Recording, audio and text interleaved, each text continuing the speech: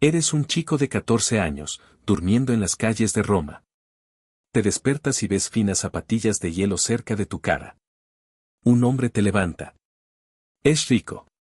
Sus anillos podrían alimentarte durante un año. Te ofrece pan caliente. Estás demasiado hambre para preguntarte por qué. No sabes que este hombre es Giovanni del Monte, un cardenal, pronto a ser el hombre más poderoso de la iglesia. No sabes que ha estado observándote. En unos meses estarás viviendo dentro del palacio de papel. Vestirás las ropas rojas de un cardenal. Y serás conocido, a través de Europa, como el chico que el pope no podía dejar de irse. El pan huele como el cielo.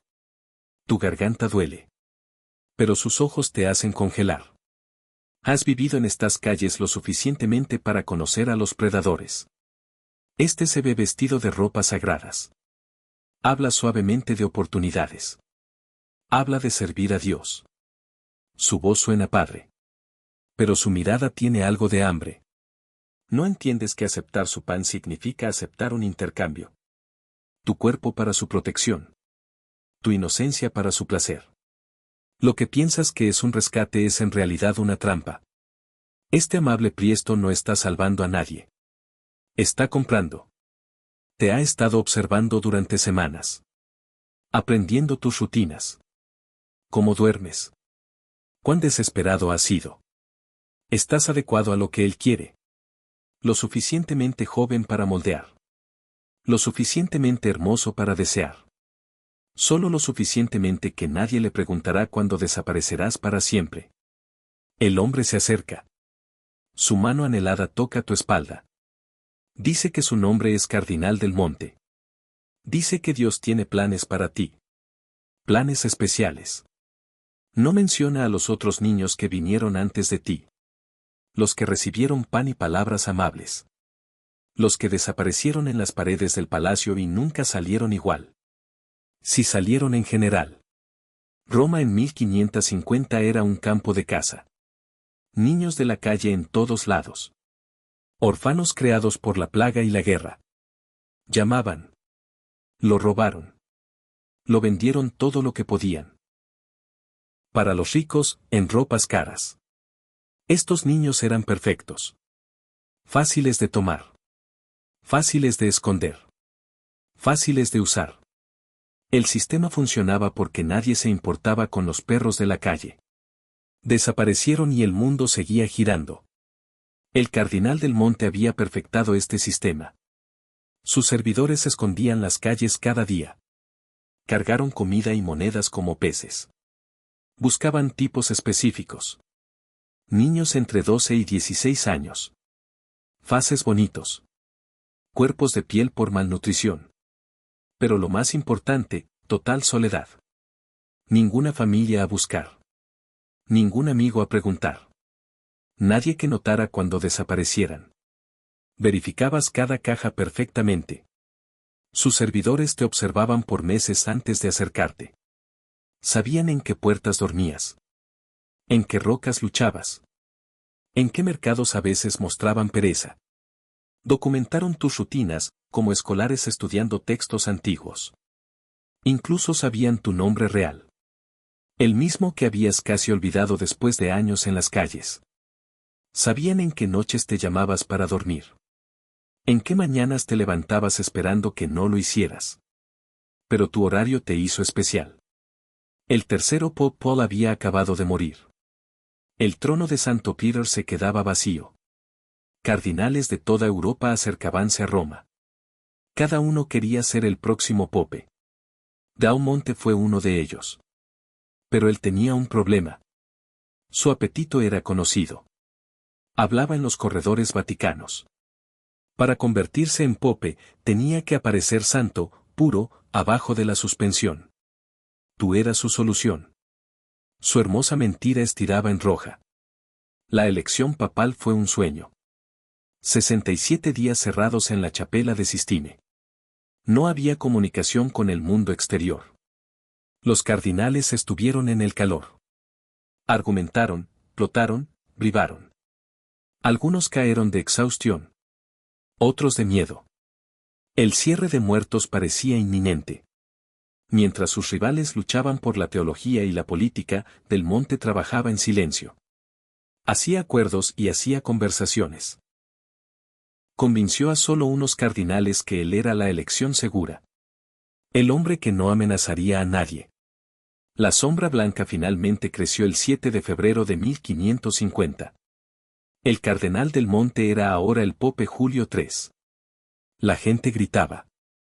Las campanas sonaban a través de Roma. Los niños trajeron flores. No tenían idea de lo que celebraban. La posición más poderosa en la cristianidad había ido a un hombre cuya mayor habilidad era ocultar su naturaleza. En horas empezó a planear tu destrucción vestida de elevación. Tu nueva vida empezó inmediatamente. El chico que dormía en las puertas fue dado habitaciones en el Palacio de Papel. Las fortunas de las ropas de Silva se reemplazaron con las de tu ropa. Los servidores asistieron a todas tus necesidades. Las comidas calientes aparecieron a diario. La agua limpia cuando querías. Pero nada era gratis. Estos regalos vinieron con precios que aún no entendías. Precios que se revelarían lentamente, con cuidado. Así que no podías refusar cuando la verdad finalmente surgió. La transformación empezó con un baño. Tu primer baño real en años.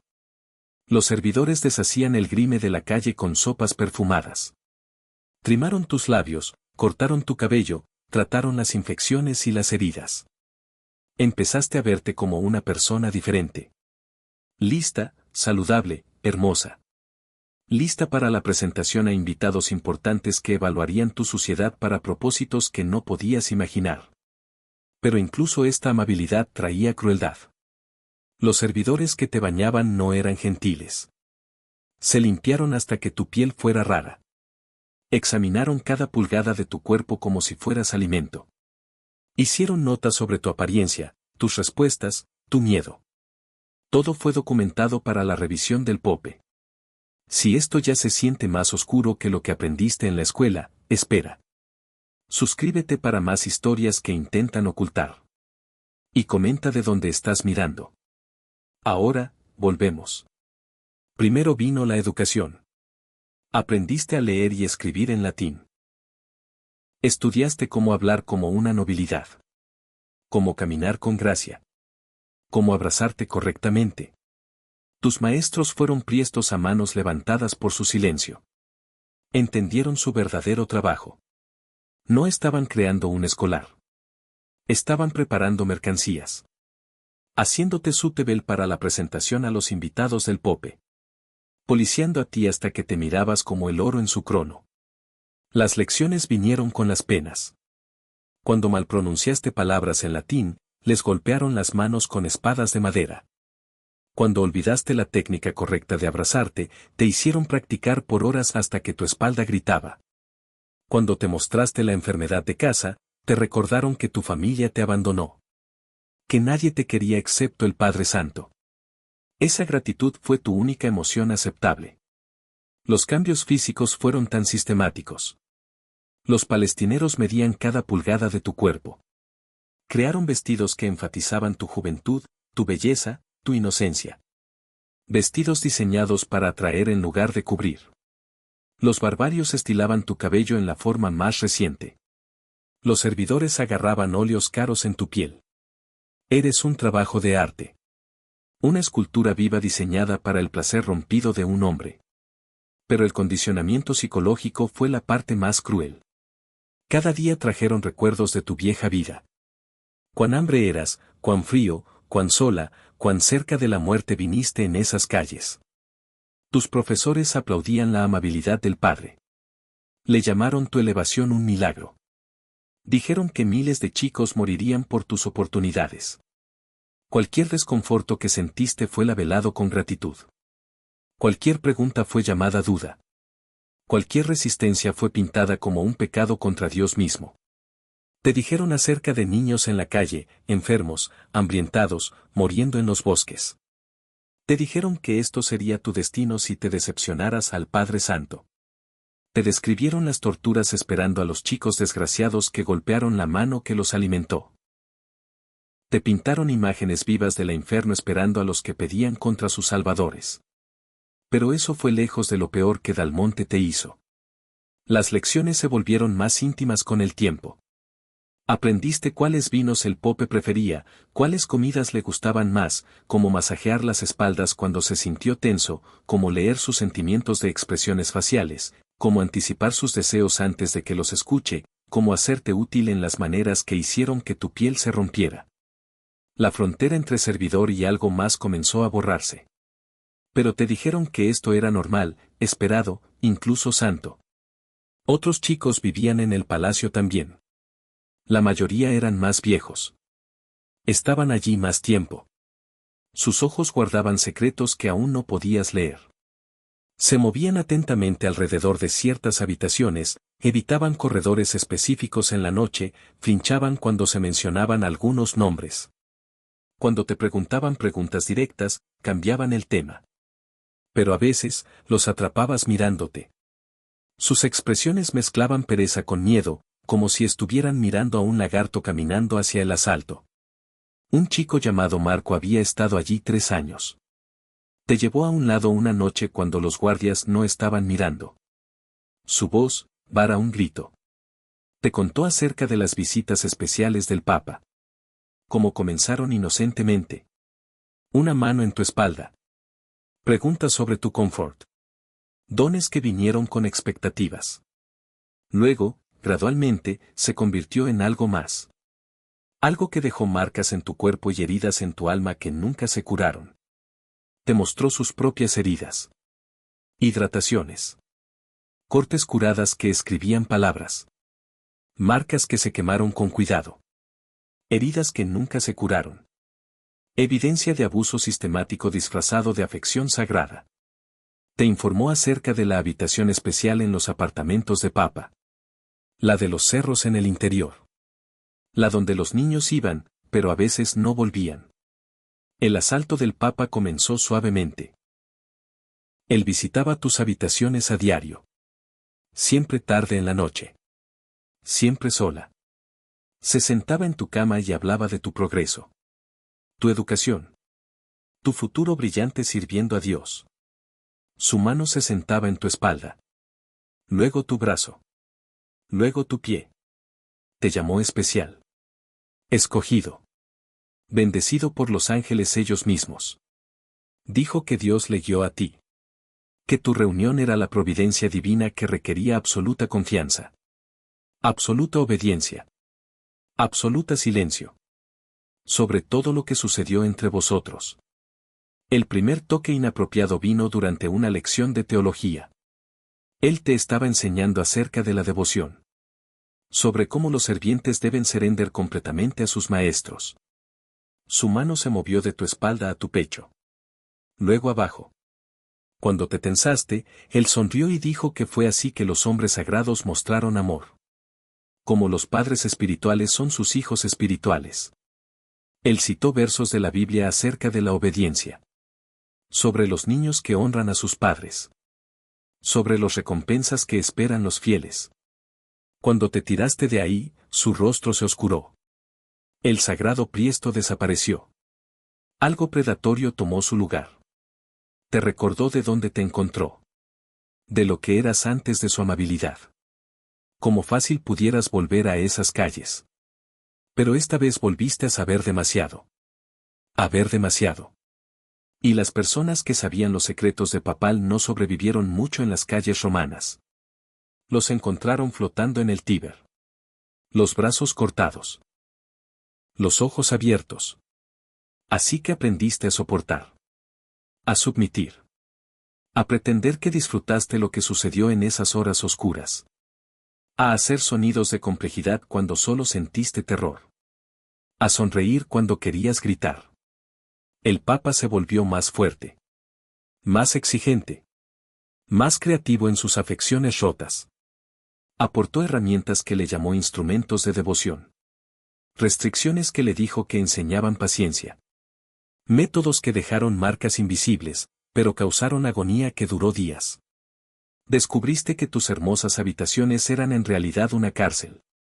Los guardias observaban cada movimiento. Los servientes reportaban tus conversaciones. Las letras eran leídas antes de que las recibieras.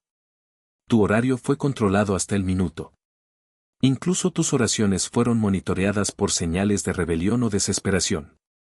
Te pertenecías a Julius ahora. Completamente. Por siempre. Tu cuerpo fue su templo. Tu dolor fue su sacramento. El abuso escaló sistemáticamente. Lo que empezó como toque inapropiado se convirtió en intimidad forzada. Lo que empezó como encuentros privados se convirtió en actividades especiales para invitados. Hombres importantes que pagaron enormes sumas para ver el entretenimiento de los papeles.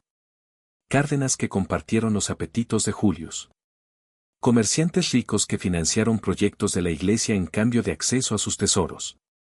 Aprendiste que hay otros como tú a lo largo de Roma. Niños guardados por abuelos. Chicas escondidas en conventos. Niños nacidos específicamente por estos propósitos. La iglesia no estaba luchando por este intercambio. Estaba organizándolo, lo protegiendo, lo bendicando con palabras sagradas y ceremonias sagradas. Lo llamaron trabajo de charita, salvando a las almas de la maldición, ofreciendo oportunidades para los inútiles para servir a los verdaderos. La institución clamando la protección de la inocencia lo alimentaba como un monstruo que nunca podía ser satisfecho. Un momento en particular hizo recoger a otros cardenales. El anuncio que asombró a Europa llegó el 31 de mayo de 1550. El Pope Julio declaró su intención de convertirte en un cardenal, un príncipe de la Iglesia, el más joven de la historia. Los diplomáticos no lo creyeron. Un chico de la calle sin educación, sin experiencia, sin cualificaciones excepto su hermosa cara y espíritu romántico. El Vaticano intentó justificarlo con mentiras sobre tu virtud y sabiduría. Sobre las visiones que recibiste.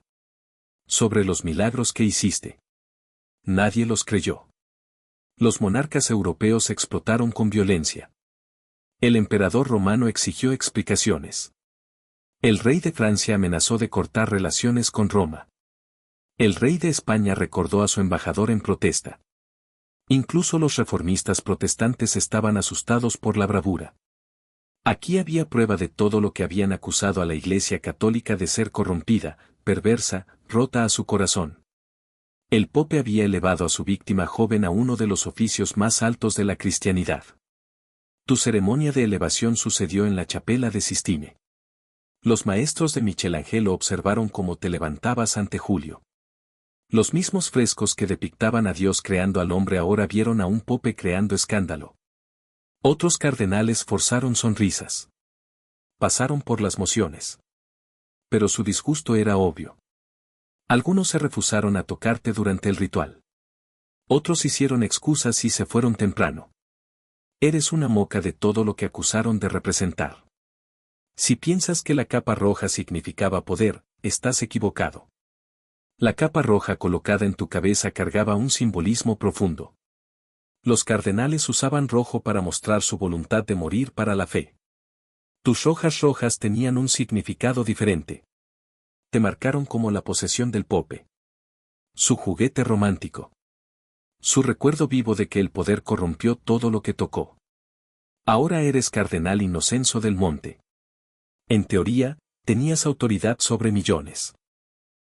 En realidad, todavía eras un niño traumatizado, atrapado en una situación imposible. La vida diaria de un cardenal era surrealista. Durante el día, asististe a reuniones en las que decisiones mundiales se hicieron.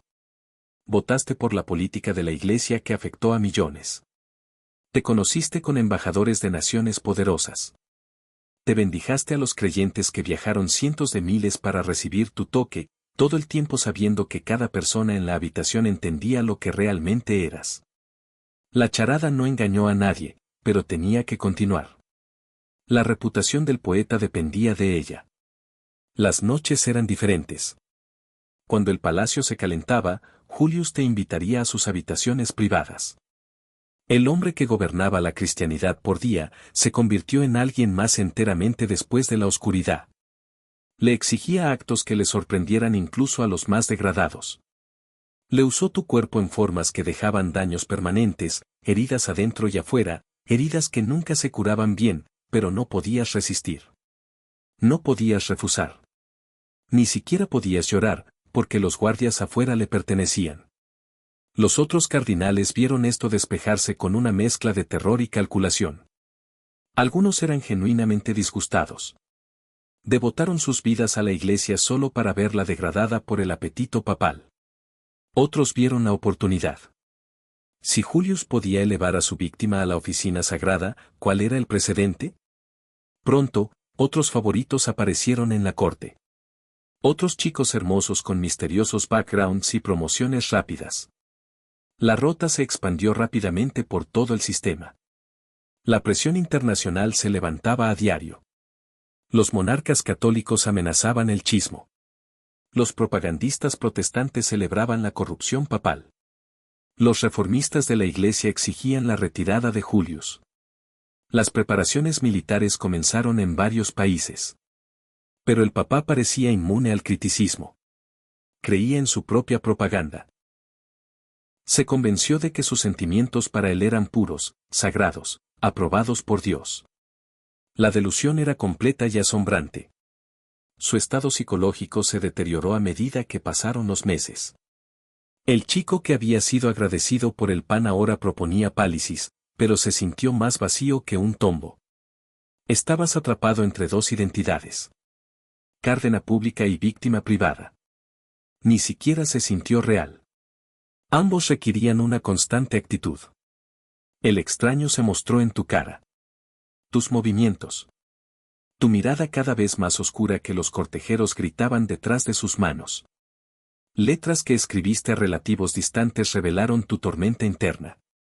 Los espías del palacio los interceptaron, pero algunos sobrevivieron en los archivos vaticanos. Escribiste sobre sentirse como un actor en una peli que no entendiste. Sobre llamar por la simplicidad de la vida en la calle, donde al menos tu sufrimiento fue honesto. Sobre preguntar si la muerte podría ser preferible para continuar con la degradación. Sobre sueños en los que estabas en las puertas, pero al menos tenías tu propio cuerpo. Los tribunales europeos comenzaron a planear la retirada de Julius. No podían tolerar a un poeta que había abandonado su autoridad moral.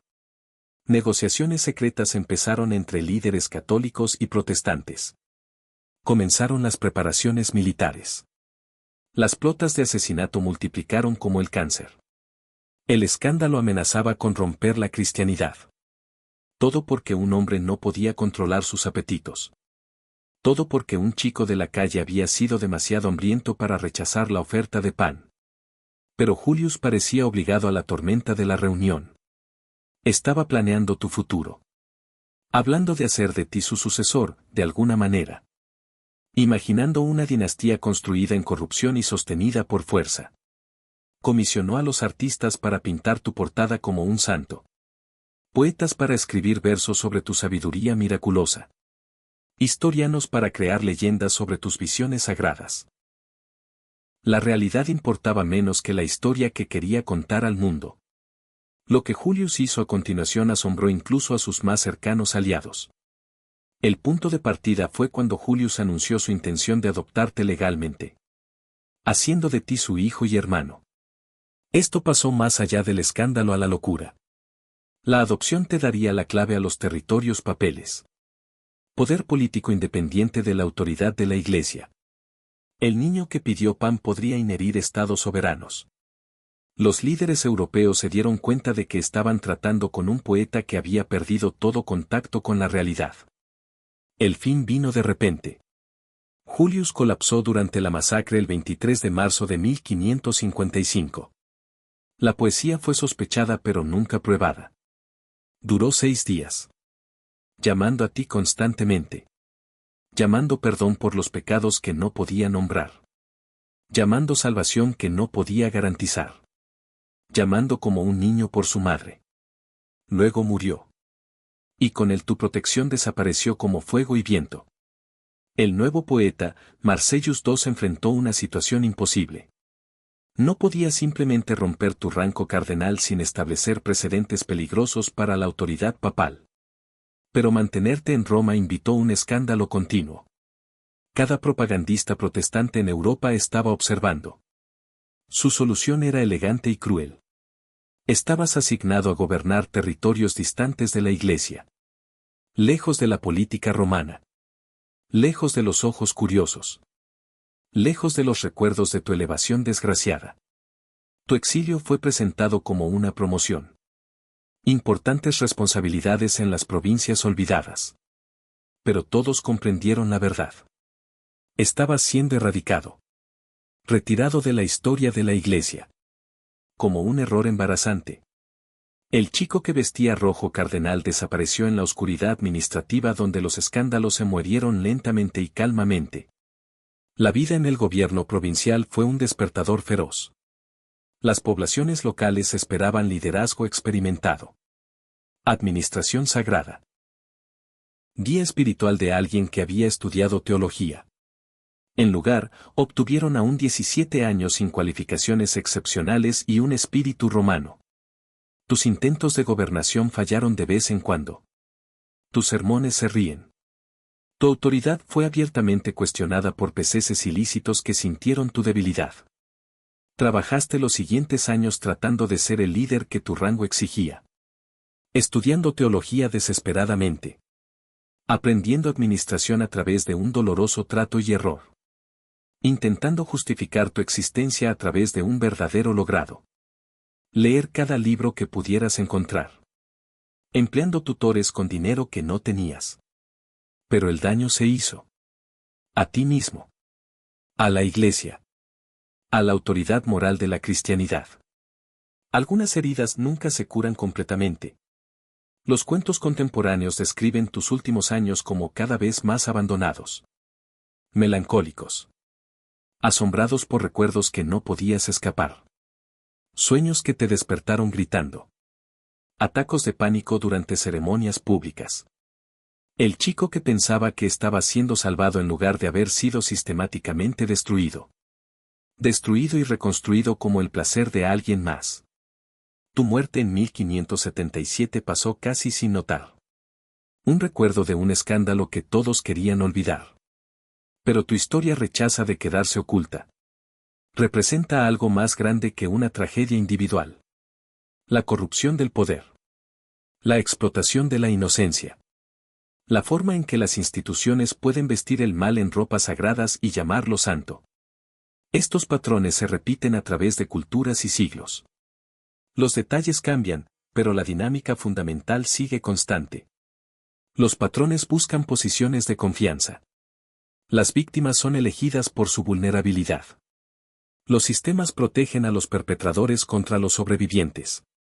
Si este vistazo a la oscuridad oculta de la historia te ha dejado que quieras descubrir más verdades ocultas, he preparado otro viaje hacia las sombras del pasado que no quieres perder. Haz clic en el video que aparece en tu pantalla ahora para descubrir otro capítulo sorprendente que la historia intentó erigir. Y si has encontrado esta exploración tan incómoda como yo, haz clic en el botón de suscribirte para que podamos continuar recopilando las capas de la historia juntos. Estas voces olvidadas merecen ser escuchadas y hay tantas más historias esperando a ser contadas.